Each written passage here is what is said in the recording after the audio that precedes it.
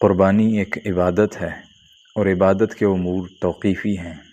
یعنی عبادت کی جو صورت جس طرح صاحب شریعت سے وارد ہے وہ اسی کیفیت و انداز میں ادا کی جائے گی۔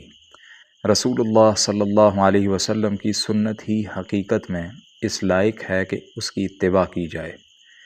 آپ صلی اللہ علیہ وسلم نے ہی قربانی میں اشتراک یعنی حصوں کو مشروع قرار دیا ہے، اور آپ صلی اللہ علیہ وسلم ہی نے عقیقہ میں بچے کی طرف سے 2 مستقل خون بہانے مقرر فرمائے ہیں۔ اونٹ اور گائے ان دونوں کے قائم مقام نہیں ہو سکتے۔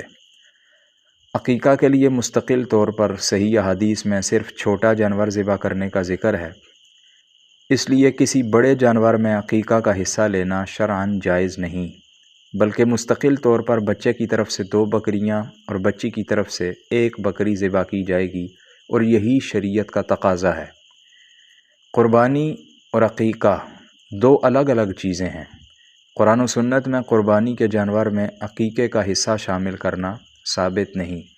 اور جن علماء نے جواز کا فتویٰ دیا ہے ان کے پاس کوئی دلیل نہیں ہے۔ قربانی اور عقیقہ دونوں اسلامی عبادات کی قبیل سے ہیں، لیکن ان کے مقاصد، اوقات اور احکامات میں کئی لحاظ سے فرق ہے۔ سب سے پہلا فرق مقصد کا فرق ہے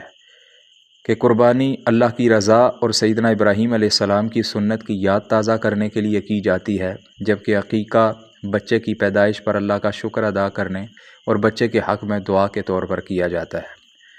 دوسرا فرق وقت کا فرق ہے کہ قربانی السنن الکبریٰ صحیح ابن حبان اور مسند احمد کی صحیح احادیث کے مطابق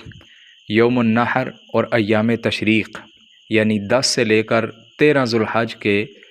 غروب تک کی جا سکتی ہے، جبکہ عقیقہ سنن اربعہ اور مسند احمد میں موجود صحیح حدیث کے مطابق بچے کی پیدائش کے 7ویں دن ہی مسنون ہے۔ تیسرا فرق سبب کا فرق ہے کہ قربانی صاحب استطاعت مسلمان ذی الحج کے مخصوص ایام میں کرتا ہے، جبکہ عقیقہ بچے کی پیدائش کی خوشی میں بجا لایا جانے والا مسنون عمل ہے۔